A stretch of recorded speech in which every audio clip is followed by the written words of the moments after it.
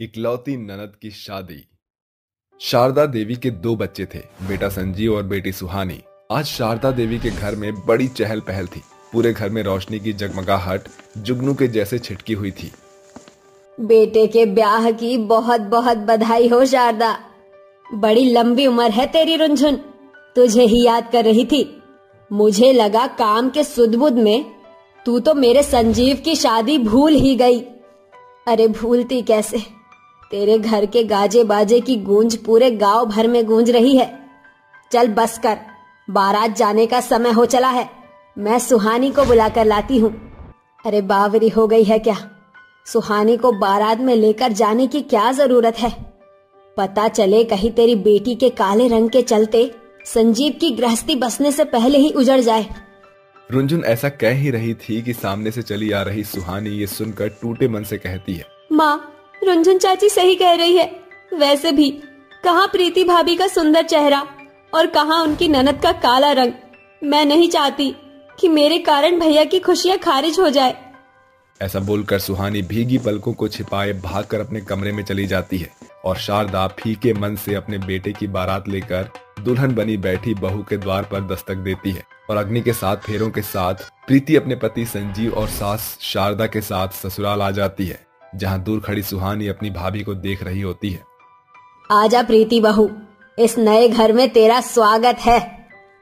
माँ जी, वो कौन है? वो प्रीति बहू, दरअसल वो मेरी बेटी सुहानी है।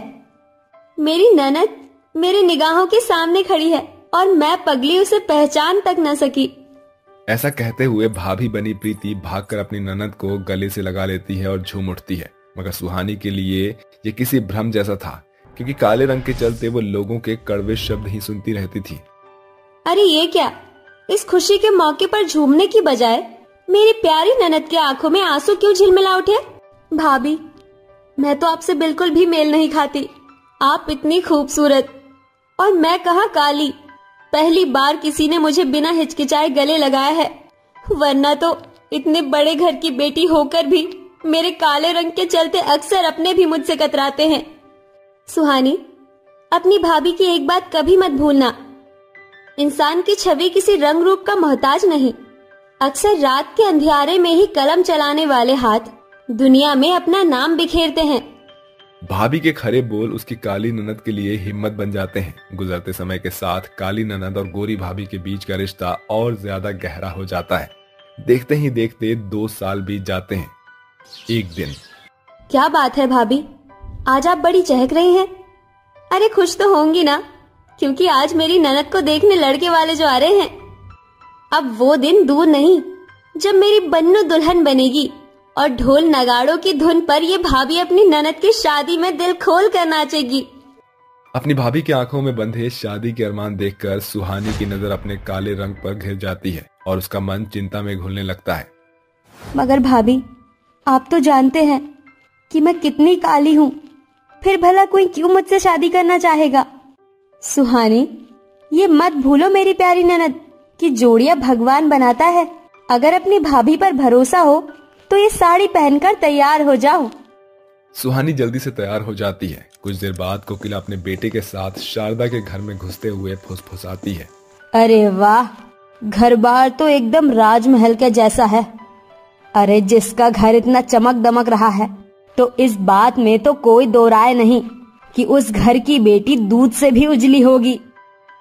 कोकिला ऐसा बोलकर सोफे पर बैठ जाती है कि सामने से सुहानी को लिए चली आ रही प्रीति को देख शारदा कहती है, ये लीजिए बहन जी, मेरी बेटी और बहू दोनों आ गई। क्या ये कलमुही आपकी बेटी है? अरे मैंने तो सोचा था कि इतने बड़े घर की बेटी खूबसूरत होगी, मगर ये तो चलती फिरती कोयले की खान है। आंटी जी, एक बार सुहानी के सावलेपन को भूलकर मेरी ननद के मिलनसार व्यवहार को देखिए। अरे इतने व्यवहार का क्या अचार डालना है जब रूप में ही खोट है। ना बाबा ना, मुझे तुम्हारी काली ननद से अपने बेटे की शादी नहीं करनी, जिसके काले कदम मेरे घर में पड़ते अंधेरे हो जाएगा। चलती हूँ, जय राम जी की। कोकिला के नीम से कड़वे शब्द सुहानी के मन को तोड़कर रख देते हैं।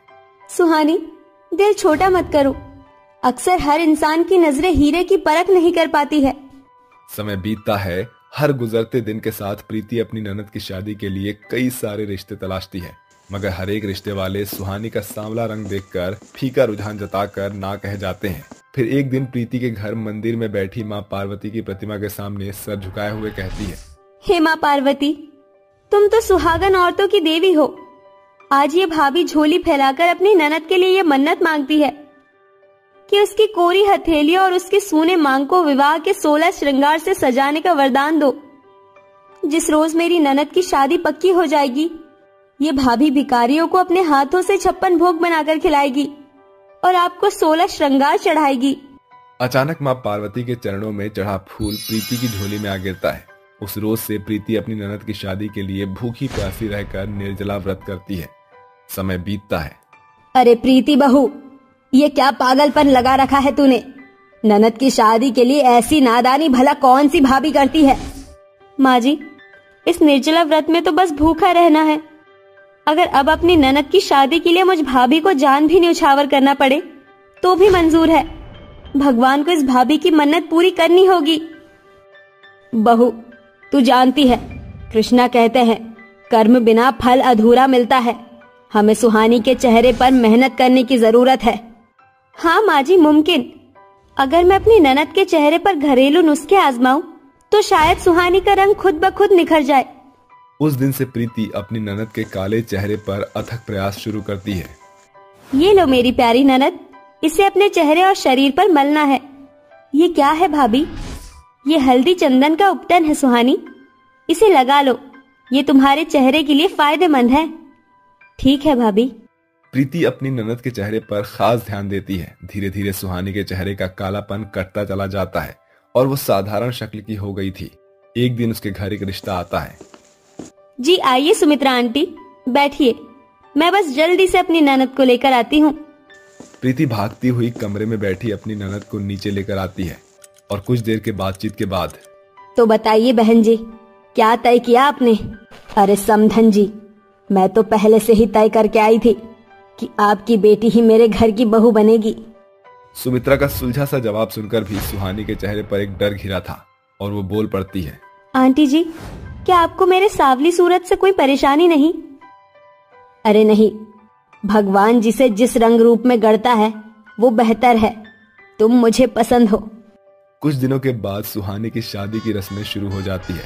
हल्दी लगते हुए प्रीति कहती है, हल्दी की रस्म बहुत मुबारक हो मेरी प्यारी ननद। शुक्रिया भाभी, मगर मेरी कोरी हथेलियों में ये हल्दी का रंग आपकी देन है। हल्दी की रस्म के खत्म होने के बाद अगले दिन मेहंदी की रस्म शुरू होती है। प्रीति अपनी ननद के हाथों में मेहंदी लगाती है और आखिरकार शादी का दिन दस्तक देता है। अपनी दुल्हन बनी ननद को शीशे में निहारते हुए भाभी बोलती है, अरे वाह मेरी प्यारी ननद, इस 16 श्रृंगार में तुम्हारा बादामी चेहरा मेरी आंखों में नहीं समा रहा। कहीं मेरी ननद को इस भाभी की नजर ही ना लग जाए। आपकी नजर तो मेरे लिए नूर है भाभी, क्योंकि ये निखार भी तो आपकी देन है। दोनों ननद भाभी आखिरी बार गले लगती हैं और 7 फेरों के साथ सुहानी की शादी हो जाती है। जिसके बाद प्रीति अपने मन्नत को पूरा करते हुए भिखारियों को खाना खिलाकर अपनी ननद के नए जीवन के लिए प्रार्थना करती है। गांव की दर्जी चुड़ैल। अरे हेलो सीमा, कैसी है तू? मैं तो ठीक हूँ, तू बता, अचानक कैसे याद किया? अरे वो मैं तुझे एक खुशखबरी देना चाहती थी। वो क्या है ना, 1 हफ्ते बाद मेरी शादी है, तो मैं तुझे बुलाना चाहती हूँ। टाइम से आ जाइयो और माफ कर दे कि मैं तुझे पहले नहीं बता पाई। यार तू मेरे साथ ऐसा कैसे कर सकती है? मैं तो तेरी बेस्ट फ्रेंड हूँ।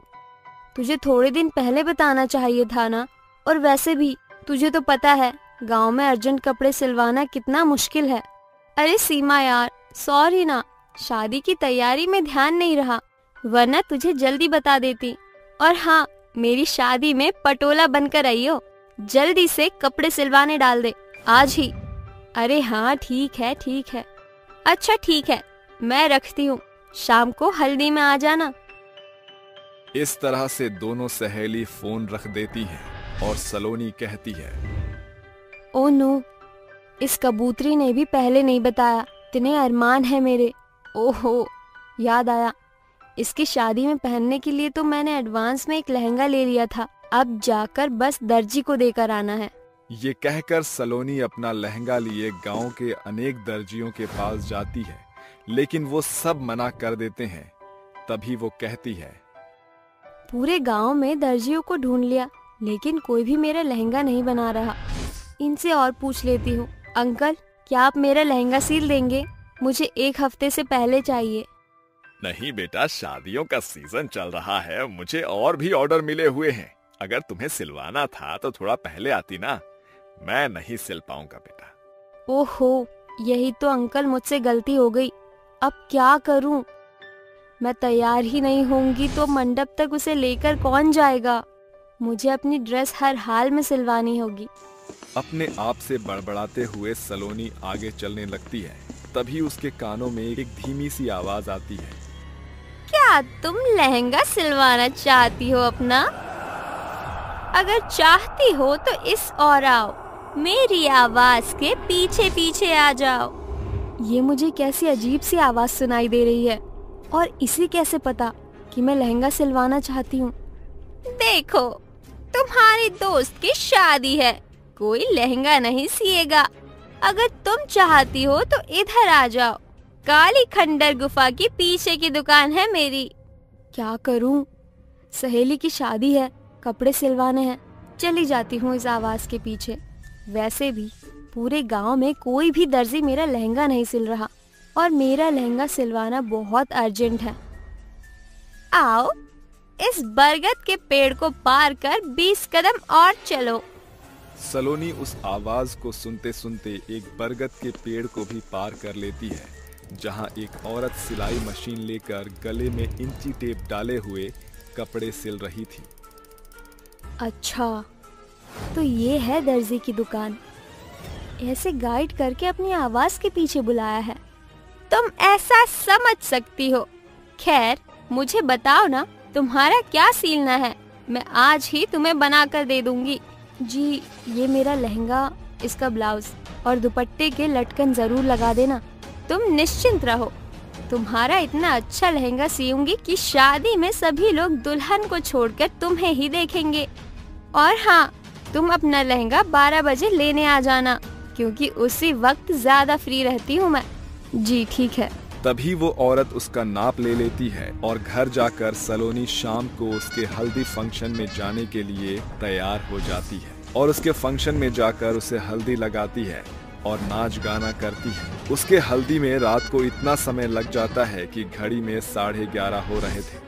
तभी वो टाइम देखकर कहती है, ओ नो सीमा, ये तो बहुत ज्यादा लेट हो गया। मुझे जाना होगा, वरना मम्मी डांटेंगी। अच्छा ठीक है, जा, और आंटी को मेरा नमस्ते कह दियो। ये बोलकर सलोनी चली जाती है कि रास्ते में उसे याद आता है, ओफो, मैं तो अपना लहंगा लेना भूल ही गई। वैसे भी 12 बज रहे हैं। उसने कहा था कि 12 बजे आकर ले जाना। वहीं चलती हूँ। ये बोलते ही वो उस दर्जी के पास पहुंच जाती है और देखती है कि एक चुड़ैल उसका लहंगा सिल रही है। ये देखकर उसके होश उड़ जाते हैं। हे भगवान, ये तो एक चुड़ैल है। क्या करूं? कहीं ये मुझे मार ना दे। चुपचाप उससे लहंगे लेकर चली जाती हूँ। जैसे ही सलोनी उसके करीब आती है तो उसके आहट से वो अपना रूप बदलकर कहती है, अरे तुम आ गई। ये लो तुम्हारा लहंगा, तैयार हो गया है। बताओ कैसा बना है? बहुत बहुत अच्छा है। मुझे लेट हो रहा है, अब मैं चलती हूँ। ये लो पैसे, शुक्रिया मेरा लहंगा सिलने के लिए। ये कहते हुए सलोनी चुड़ैल की नजरों से 9-2-11 हो जाती है। वहीं चुड़ैल अपने असली रूप में आकर कहती है, अरे अचानक से इसे क्या हुआ? अभी तो आराम से बात कर रही थी, अब आई और चली भी गई। खैर मुझे क्या, मैं और कपड़े सिलती हूँ। इस तरह चुड़ैल अपना रूप बदलकर और भी लोगों के कपड़े सिलती है। कुछ लोगों को पता नहीं चलता।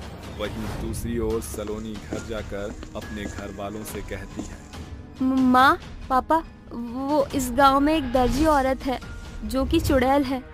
उसी ने मेरा लहंगा सिला। ये देखिए माँ पापा।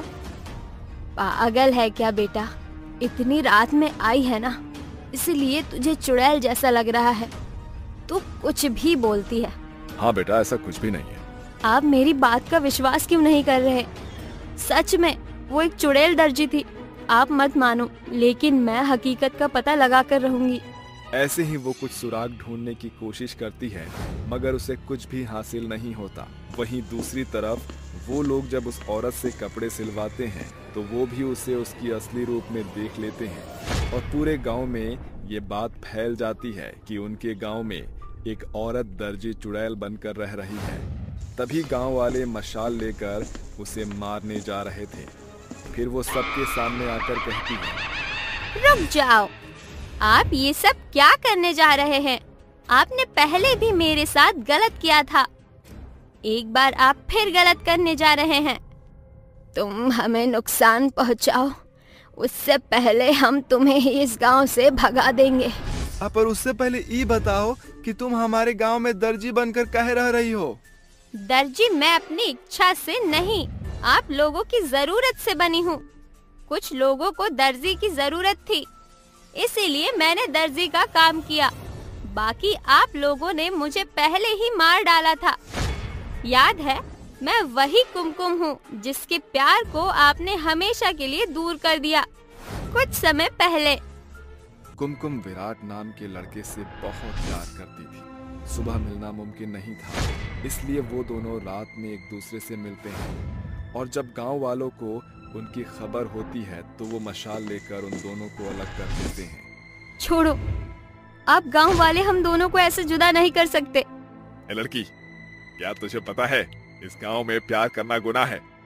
अब तुम दोनों को इस गुनाह की सजा मिलेगी। मार डालो इन्हें। भगवान के लिए हम दोनों को छोड़ दीजिए, आप ऐसा नहीं कर सकते। प्लीज हम दोनों को छोड़ दीजिए। कोई उनकी बात नहीं सुनता और दोनों को तलवार से मारकर अलग अलग जगह दफना देते हैं। उसके बाद मेरा विराट तो चला गया, लेकिन उसके प्यार में मेरी आत्मा भटक रही है। आज तक किसी भी गांव वाले को कोई नुकसान नहीं पहुंचाया है, जबकि आप लोगों ने ही मुझे और मेरे प्यार को मार डाला। मैं किसी से कुछ नहीं चाहती। अगर आप चाहते हैं कि मैं इस गांव से चली जाऊं, तो आप मेरी गड़ी हुई लाश को निकालकर उसका अच्छे से अंतिम संस्कार कर दीजिए, ताकि मैं भी चली जाऊं अपने विराट के पास। अरे बेटा, हमें माफ कर दो, हमने तुम्हें गलत समझा, पर कुछ गांव वालों ने ही तुम्हारे साथ बहुत गलत किया। उसके लिए हम तुमसे माफी मांगते हैं। सबको प्यार करने का अधिकार होता है, पर अब तुम निश्चिंत रहो। हमें माफ कर दो कुमकुम, हम तुम्हारा अच्छे से अंतिम संस्कार करेंगे। आपका बहुत बहुत शुक्रिया जो आप मेरे लिए इतना कर देंगे। ये कहते ही सभी गांव वाले कुमकुम चुड़ैल से माफी मांगते हैं और अगले ही दिन उसकी लाश को निकालकर उसका पूरी विधि विधान के साथ अंतिम संस्कार कर देते हैं, जिससे उसकी आत्मा को शांति मिल जाती है। इसके बाद गांव वाले भी बिना किसी डर के खुशी खुशी से रहने लगते हैं। गरीब घर की चुड़ैल बहू। बेगमपुर गांव में शेफाली अपने पति कबीर और अपने 2 छोटे बच्चे 5 साल का डुग्गू और 3 साल की परी के साथ बहुत खुशी से रह रही थी। वो बहुत ही गरीब थे, उनका खर्चा चला पाना बहुत मुश्किल हो रहा था। 2 वक्त की रोटी भी कबीर बड़ी मुश्किल से जुटा पाता था। तभी उसके 5 साल का डुग्गू उसका पल्लू पकड़कर कहता है, माँ मेरे तो आइसक्रीम खाना है, बाहर आइसक्रीम वाला आया है। माँ दो ना, पैसे दो वरना वो तला जाएगा। बेटा कहाँ से पैसे लाऊं? पैसे नहीं है, तेरे पापा ने पैसे बिल्कुल नहीं दिए। कल खा लेना आइसक्रीम। नहीं माँ, मुझे अभी से अभी पैसे चाहिए। अब आप इसे कुछ समझाइए ना, मैं कहाँ से पैसे लाऊं? कैसे दिन आ गए हैं ना शेफाली कि हम पर पैसे भी नहीं हैं। पहले तो थे भी, लेकिन अब वो भी नहीं है। आप फिक्र मत कीजिए, मुझे कोई ना कोई काम मिल जाएगा। हम दोनों मिलकर काम करेंगे तो अपने दोनों बच्चों को संभाल लेंगे। हाँ, तुम सही कहती हो। काश मैं कुछ कर पाती, पर मेरे पास तो कुछ है ही नहीं। अरे हाँ, मैं अपने जादू की शक्तियों का इस्तेमाल करती हूँ। मैं तो भूल ही गई थी अपनी जादू की शक्ति इस्तेमाल करना। बेटा चुप हो जा, मैं तुझे कल आइसक्रीम ला कर दूंगा। ये ले 2 रुपए, ये ले टॉफी खा ले। नहीं मुझे आइसक्रीम चाहिए। शैतान हो गया है, भाई के बच्चों को देखकर वही चीज मांगता है। और बाहर गली में कोई भी आ जाए तो भी मांगता है। एक तो चुप नहीं हो रहा, कहीं शोर से परी ना उठ जाए। आप बाहर जाइए, काम की तलाश कीजिए, मैं इसे देख लूंगी, आप इसकी फिक्र मत कीजिए। शेफाली की ये बात सुनकर कबीर चला जाता है। ये सही मौका है अपनी असली रूप में आने का। आंख बंद करते चुड़ैल अपने असली रूप में आ जाती है और अपने जादू से डुग्गू के लिए आइसक्रीम ले आती है और वापस से अपने इंसानी रूप में आकर डुग्गू को कहती है, डुग्गू बेटा ये ले आइसक्रीम खा ले, और हाँ आपको चाहिए हो ना और ज्यादा तो मुझे बताना, मैं लेकर आऊंगी। अरे वाह माँ, 2 आइटम लाए हो आप, वाह। हाँ बेटा। शेफाली की आइसक्रीम लेकर डुग्गू मजे से आइसक्रीम खाता है। आखिर ये सब क्या था? क्या शेफाली एक चुड़ैल थी जिसने अपने पति और बच्चों से अपनी इस पहचान को छुपा कर रखा था? अगर वो चुड़ैल थी तो कबीर से उसकी मुलाकात कब और कैसे हुई, ये जानने के लिए हमें कुछ समय पीछे जाना होगा, जहाँ एक बार चुड़ैल उड़ते हुए जंगल की ओर जा रही थी। वहीं कबीर सब्जी लेकर उस पथरीले रास्ते से गुजर रहा था कि उसका पैर स्लिप हो जाता है, जिससे खाई की ओर गिरकर वो लटक जाता है और मदद की गुहार लगाता है। कोई है, मुझे बचाओ, मैं यहाँ लटक गया हूँ, कोई आकर मुझे बचा लो, मेरा हाथ छूट रहा है। अरे लगता है कोई मुश्किल में है, आवाज तो खाई की तरफ से आ रही है, जरा जाकर देखती हूँ। चुड़ैल खाई की ओर जाती है तो कबीर को लटका हुआ पाती है और इंसान बनकर उसकी मदद के लिए पहुँच जाती है। सुनिए, मैं आई हूँ आपको बचाने के लिए, हाथ तो दीजिए। जी। शेफाली उसका हाथ पकड़कर खींच लेती है और उसे बचाने के बाद कहती है, आप ठीक तो हो ना?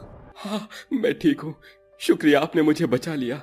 हाय कितना सुंदर है, इसकी मोटी मोटी आंखें। वैसे आपका नाम क्या है और यहाँ कैसे? मेरा नाम शेफाली है, वो मैं यहीं से जा रही थी ना तो आपकी आवाज सुनकर आ गई। अच्छा, और मेरा नाम कबीर है, क्या आप यहीं रहती हैं? हाँ जी। आपने मेरी जान बचाई है, इसलिए मैं आपको अपने हाथ की चाय बनाकर पिलाना चाहता हूँ। अच्छा ठीक है, चलो अच्छा है इसने मुझे अपने घर पर। ये कहते ही शेफाली उसके घर चली जाती है। कबीर उसे अपने हाथ की चाय पिलाता है, जिसे पीकर वो कहती है, अरे वाह, आपके हाथ की चाय तो बड़ी स्वाद वाली है। आपके घर में और कौन कौन रहता है? बस मैं अकेला हूँ, अकेला रहता हूँ, अकेला खाता पीता हूँ। क्या अकेले? आपकी शादी नहीं हुई है? नहीं, मुझ जैसे गरीब से भला कौन शादी करेगा। मुझे ये नहीं पता कि मैं 2 वक्त का अपने लिए जुटा पाऊंगा या नहीं, तो शादी के लिए कैसे करूंगा। अरे वाह, ये इतना सुंदर है और अकेले रहता है, इस बेचारे का कोई नहीं है और ये मेरे तो दिल में बस गया है। क्या मैं इससे शादी कर लूं? चुड़ैल हुई तो क्या हुआ, मैं इसे अपना राज कभी नहीं बताऊंगी, ना इसके सामने कभी चुड़ैल बनूंगी। ये जैसे रहेगा वैसे जीऊंगी, अब लोगों को मार कर खाना भी छोड़ दूंगी। सुनिए, मैं आपसे कुछ कहना चाहती हूँ। देखिए, आपका तो कोई है ही नहीं ना, मेरा भी यहाँ कोई नहीं है, तो क्या मैं आपकी पत्नी बन सकती हूँ? क्या आप मुझसे शादी करेंगी? लेकिन मैं बहुत गरीब हूँ शेफाली जी, मेरे पास कमाई का कोई जरिया नहीं है। कोई बात नहीं, मैं काम ढूंढ लूंगी, मुझे तो आप पसंद है। अब बताइए, आपको मैं पसंद हूँ? हाँ जी, मुझे भी आप बहुत पसंद हो और आपसे शादी भी करूँ। ये बोलते ही कबीर शेफाली को गले लगा लेता है और अपनी चुड़ैल बनने की सच्चाई छुपाकर शेफाली कबीर के साथ अपना वक्त गुजारती है और कुछ ही दिन में उससे शादी कर लेती है, जिसके बाद वो बहुत खुश थी। 1 साल बाद उसे डुग्गू होता है और दोनों जैसे तैसे अपने गरीबी में अपने बच्चे को पाल रहे थे। कबीर जी, डुग्गू को दूध पिलाना है, क्या आप उसके लिए दूध लेकर आएंगे? शेफाली, हाँ ये लो, आज ही मालिक ने मुझे पैसे दिए हैं। आप इसको संभालिए, मैं दूध खरीद कर लाती हूँ। तभी कबीर उसको गोद में खिलाता है और शेफाली दूध लेकर उसे पिला देती है। वक्त बीतता है, वो अपनी असलियत कबीर के सामने कभी नहीं आने देती और 3-4 साल बाद उसे एक प्यारी सी परी नाम की बेटी होती है। उसके हालात बिगड़ते जा रहे थे। कई दिन तो ऐसा होता था जब कबीर खुद भूखा रहकर शेफाली और बच्चों को खिला दिया करता था। कबीर की गरीबी में शेफाली भूल गई कि वो चुड़ैल है और अपनी जादुई शक्ति को वो इस्तेमाल भी नहीं करती है।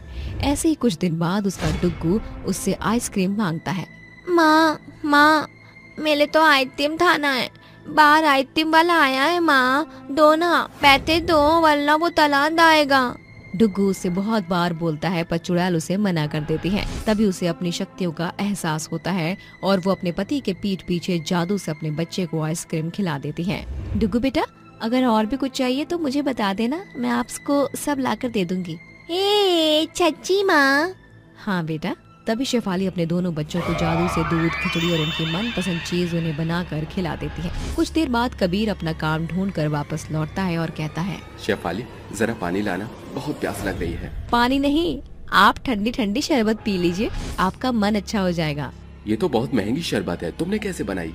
जी वो मुझे अपनी पड़ोसन दे गई थी, आप पीजिए ना। हाँ ठीक है। ऐसे ही 2-3 दिन तक अपने लिए नौकरी ढूंढ रहा था कबीर, जहां उसे एक मजदूरी का काम मिल जाता है। वहीं दूसरी ओर जब शेफाली पर पैसे नहीं होते थे तो वो अपने बच्चों को चुड़ैल के रूप में आकर उन्हें अपने जादू से खाना बनाकर खिलाती थी, और इन सब का पता कबीर को चलता ही नहीं। शेफाली अच्छा मैं चलता हूँ। ये कहकर कबीर घर से टिफिन लेकर चला जाता है। उसके जाने के बाद ही डुग्गू फिर से अपनी माँ का पल्ला पकड़कर कहता है, माँ मुझे ना मेहंदी थानी है, माँ मेहंदी थानी है, बना दो ना माँ मेहंदी। अच्छा ठीक है बनाती हूँ, अभी लेकर आती हूँ मैगी, यहीं बैठो। ये बोलकर शेफाली चुड़ैल बनकर अपने बेटे के लिए मैगी का पैकेट लेकर आती। चलो जल्दी से अपने बच्चे को मैं मैगी बनाकर दे देती हूँ। वो अपने इंसानी रूप में जाने ही वाली होती है कि इतने में उसका पति उसकी हकीकत जानकर अचंभे से कहता है, शेफाली ये क्या है? क्या तुम एक चुड़ैल हो जिसने अभी तक मुझसे अपनी सच्चाई छुपाई और मेरे साथ ऐसे ही रह रही हो? कबीर जी आप वापस आ गए हैं, मुझे माफ कर दीजिए कबीर जी। हाँ ये सच है कि मैंने आपसे अपनी सच्चाई छुपाई और अपनी असलियत छुपाकर आपसे शादी की। पर तुमने ये सब क्यों किया? आप यकीन नहीं करेंगे, लेकिन जब मैंने आपको पहली नजर में देखा था तो मेरा दिल आप पर आ गया था, और जब आपने कहा कि आप अकेले हैं तो मैंने आपसे शादी करने की सोची। पर अब यकीन मानिए मैंने किसी को नहीं मारा, ना किसी को नुकसान पहुंचाया, और अपनी शक्तियों का इस्तेमाल भी काफी समय से नहीं किया था। बस थोड़े दिन पहले ही मैंने अपनी शक्तियों का इस्तेमाल किया है क्योंकि बच्चे भूखे थे और आप भी। मैं ये जानकर बहुत खुश हूँ कि इतने साल तुमने मेरे साथ गरीबी में बिता दिए। एक चुड़ैल होने के बावजूद भी तुमने सिर्फ अपनी मुश्किल घड़ी में ही शक्तियों का इस्तेमाल किया। मैं तुमसे नाराज नहीं हूँ। इसका मतलब मुझे आपको और अपने बच्चों को छोड़कर जाना तो नहीं पड़ेगा ना? कभी तुम मेरे साथ आजीवन ऐसे ही रहना। कबीर जी शुक्रिया मुझे अपनाने के लिए, आप सच में बहुत अच्छे पति और पिता हैं। इसी के साथ चुड़ैल अपने पति और बच्चों के साथ हमेशा ऐसे ही खुश रहती है। झगड़ालू सास और बहू की पहली रात। नालंदा गांव में रहने वाली गंगा के परिवार में कुल 2 जन थे, गंगा और उसका बेटा अनमोल। एक सुबह गंगा की सहेली शारदा हाथों में मिठाई का डिब्बा लिए उसके घर आती है। गंगा आ रही हो? गंगा कहाँ है तू? गला फाड़ना बंद करके आंखों का इस्तेमाल भी किया कर। तू कहाँ थी? एकदम से सामने आकर खड़ी हो गई, बिल्कुल पी के जैसे। धत, मुझे धरती पर ही रहने दे। अरे तुझसे 4 कदम दूर पर ही झाड़ू मार रही थी। अच्छा मैंने देखा नहीं। हाँ तुझे शर्मा जी के सिवा कुछ दिखता क्या है? जब देखो उस मुंह से नैन मटक्के करने के लिए सायरा बानो बनकर बहाना बना कर निकल पड़ती है सैर सपाटे को। गंगा के ताने सुनकर शारदा गुस्से से झंझना कर गरजते हुए कहती है, अरे बस कर गंगा, मैं ये तेरे ताने तफरी सुनने नहीं आई, बल्कि बताने आई हूँ कि शारदा सास से दादी बन गई है। अरे तेरे बेटे के उम्र के सभी लड़के बाप बने बैठे हैं, बस एक तेरा ही बेटा बचा है। अगर ऐसी ही देरी करती रही तो अनमोल 25 से 55 का हो जाएगा, फिर पकाती रही हो रोटियां बुढ़ापे में। शारदा की बात गंगा को सोचने पर मजबूर कर देती है, जिसके बाद गंगा अपने बेटे अनमोल के लिए लड़की तलाशने लगती है और शारदा की तलाश तमन्ना नाम की लड़की पर खत्म होती है। आइए एक झलक तमन्ना पर डालते हैं। तमन्ना उठ जा बेटी। हे भगवान, लड़के वाले किसी भी वक्त आते ही होंगे, मगर ये लड़की अब तक तैयार नहीं। लड़के वालों के आने का नाम सुनकर तमन्ना झटपट से उठकर तैयार हो जाती है। थोड़ी देर में गंगा अपने बेटे अनमोल के साथ उनके घर आती है, जहां परिवार की सहमति से रिश्ता तय हो जाता है और दोनों घरों में शादी की तैयारी शुरू हो जाती है। तभी गंगा के घर चल रही मेहंदी की रस्म के बीच में मनोरमा कहती है, सिर्फ 24 घंटे रह गए हैं गंगा अनमोल की शादी और तेरी बर्बादी में। अरे किस बात की बर्बादी? बहू के आ जाने के बाद तो घर जन्नत बन जाता है। वो तो बहू के आने के बाद पता चलेगा कि तेरा ये स्वर्ग से सुंदर घर जन्नत बनेगा कि जहन्नम। एक बार बहू ने पहली रात में परचम लहरा दिया तो अगले दिन से तेरा अनमोल बहू के आगे पीछे डोलता दिखेगा। मगर मैं उसकी माँ हूँ। अरे ये सतयुग का जमाना नहीं जहाँ श्रवण कुमार जन्म लेगा। जैसे हम सभी के बेटे ब्याह के बाद एक ही छत के नीचे रहकर हमसे 2 घड़ी बतियाते भी नहीं है, तेरे संग भी वही होगा। ऐसा सुनकर गंगा का चेहरा फीका पड़ जाता है। गुजरते घंटों के साथ शादी का सुनहरा पल आता है और 7 फेरे के बंधन में बांधकर तमन्ना बहू बनकर ससुराल आ जाती है। जहां तमन्ना के मन में अपने पति के साथ पहली रात को लेकर उत्सुकता बढ़ती ही जा रही थी, वहीं गंगा पहली रात को रोकने के लिए साजिश रच रही थी। बस जल्दी से ये तामझाम खत्म हो जाए ताकि तमन्ना और अनमोल तन्हा हो सके। गंगा एक के बाद एक ऊल जुलूल रस्म में उलझाए रहती है, जिसे देखकर गंगा की पड़ोसन शारदा कहती है, अरे गंगा, आज की सारी रात रस्मों में ही निकालने का इरादा है? अरे अनमोल पर नहीं तो तमन्ना बहू पर तो तरस खा। बेचारी बहू का चेहरा थकान से चूर हो गया है। हाँ माँ, शारदा मौसी सही कह रही हैं। अब ऐसे कैसे बेटा, रस्म को बीच में अधूरा नहीं छोड़ते। माँ, मुझसे अब और नहीं बैठा जाएगा, मैं सोने जा रहा हूँ। अनमोल नींद के बहाने तमन्ना के साथ वहां से बच निकलता है, जहां कमरे में कदम रखते ही अनमोल दरवाजा बंद कर देता है और तमन्ना घूंघट झड़पते हुए गहरी सांस भरकर कहती है, शुक्रिया अनमोल जी। अरे मेरी जाने तमन्ना, मैंने बाहर ही तुम्हारे हाव भाव भांप लिए थे, इसलिए मैं तुम्हें यहाँ ले आया। वैसे तुम्हारा सुंदर चेहरा देखकर एक गाना याद आ गया। महबूब मेरे, महबूब मेरे, तू है तो दुनिया कितनी हंसी है, जो तू नहीं तो कुछ भी नहीं है, महबूब मेरे। अनमोल को ऐसे गुनगुनाता देखकर तमन्ना फीका सा मुंह बनाकर बोलती है, अनमोल, तुम इतने अनरोमांटिक कैसे हो सकते हो? यहाँ मेरे अंदर सुहाग रात के अरमान सुलग रहे हैं और आपको गाने की पड़ी है। अरे बनना ही है पहली रात का राइजिंग स्टार, बनिए, बोर मत कीजिए। अरे मेरी जाने तमन्ना, नाराज क्यों होती हो? इतना कहकर अनमोल उसके करीब आता है, तभी गंगा जोर जोर से दरवाजा पीटती है। अब इतनी रात को कौन है जो शादी की पहली रात हम पति पत्नी के बीच पनौती बनने चला आया? मैं देखता हूँ। जैसे ही अनमोल दरवाजा खोलता है तो गंगा बिना पूछे अंदर घुस जाती। माँ, आप इतनी रात को यहाँ? अब बेटा, वो पंडित जी का फोन आया था। आज काल रात्रि है, इसलिए बहू तेरे साथ नहीं रह सकती। चल बहू, हम सास बहू साथ सोएंगे। बहू बेचारी करती भी क्या, सिवाय सास के साथ सोने के रात ढलने के साथ सुबह हो जाती है। बेचारी बहू सारा दिन कामों में उलझी होती है। तभी सूरज ढल जाता है और बहू बोलती है, सारा काम खत्म हो गया, माँ जी को खाना खिला देती हूँ। माँ जी, खाना लगा दूं? हाँ लगा दे बहू। खाना खाकर गंगा अपने कमरे में चली जाती है और तमन्ना रसोई समेट ही रही होती है कि अनमोल दबे पांव रसोई में आकर खुशनुमा अंदाज में कहता है, माँ सो गई? हाँ शायद। चले फिर कल का अधूरा काम पूरा करने। अगले ही पल अनमोल और तमन्ना कमरे में आकर एक दूसरे के करीब आते हैं। तभी गंगा दौड़ते हुए दरवाजा खटखटाती है। अनमोल बेटा, तमन्ना बहू, दरवाजा खोल। ये माँ हर बार हमारी सुहागरात के आड़े क्यों आ रही हैं? सारे सुलगे अरमान ठंडे पड़ गए। तमन्ना जल्दी से दरवाजा खोलती है, तभी गंगा नकली आंसू की नदियां बहते हुए बहू के गले पड़ जाती है। बहू, ना जाने आज मुझे अनमोल के बाबूजी की बड़ी याद आ रही है, क्या मैं यहाँ ठहर जाऊं?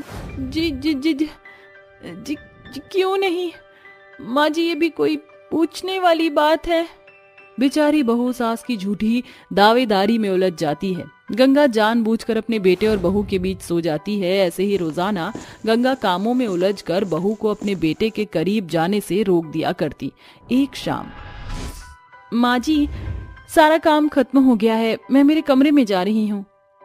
लगता है अनमोल बहू का कमरे में इंतजार कर रहा है। किसी भी तरह मुझे बहू को पहली रात की आस को पूरे होने से रोकना होगा, वरना मेरा बेटा जोरू का गुलाम बन जाएगा। आरी मोरी मैया। क्या हुआ माँ जी, आप ठीक तो हैं? अरे बताऊं बहू, इतना बाम तेल लगाकर देख लिया मगर ये जोड़ों का दर्द जाता ही नहीं। जरा पैर दबा देगी? बहू अपनी सास का पैर दबाने में जुट जाती है। देखते ही देखते रात के 11 बज जाते हैं। तभी गंगा कहती है, बस बहू, अब पैरों में पहले से बहुत आराम पड़ गया है, जा जाकर बर्तन मांज दे। मगर माँ जी, कुछ देर पहले ही तो मैंने बर्तन मांजकर रसोई साफ की थी। अब बहू, मैंने बर्तन पर मकड़ी को मंडराते देखा था, इसीलिए बोल रही हूँ। सास की हिचकिचाहट देखकर तमन्ना अपनी चुप्पी तोड़कर बोलती है, माँ जी, मैं कई दिनों से देख रही हूँ आप मुझे कामों में उलझाए रखती हैं ताकि मैं अनमोल के पास न जा सकूं, मगर आप ऐसा क्यों कर रही हैं मैं नहीं जानती। ज्यादा भोली बनने का ढोंग ना कर बहू, मुझे पड़ोसन ने सब बता दिया है कि पहली रात के बाद बहू कैसे अपने पति पर जादू चला देती है कि बेटे अपनी माँ को भूलकर बीवी के पल्लू में बंध जाते हैं। आखिरकार गंगा अपनी बहू के आगे बेधड़क सारा सच बोल देती है। तभी तमन्ना अपनी सास को सुलझा सा जवाब देती है, माँ जी, पड़ोसनों की चिकनी चुपड़ी बात में आपने ये कैसे गलतफहमी पाल ली है। मैं आपकी बहू हूँ, अनमोल पर पहला हक आपका है। माँ का रिश्ता बीवी से बहुत बड़ा होता है। बहू की बात सुनकर गंगा की गलतफहमियां दूर हो जाती हैं और वह बोलती है, बहू अपनी सास को माफ कर दे। मैं लोगों की बात में आकर ये मिलनसार बर्ताव को देख ही ना सकी, मगर अब ये सास अपनी बहू की सुहागरात की सेज अपने हाथों से सजाएगी। आखिरकार शादी के 15 दिन की दूरी के बाद बहू की पहली रात की तमन्ना पूरी हो जाती है।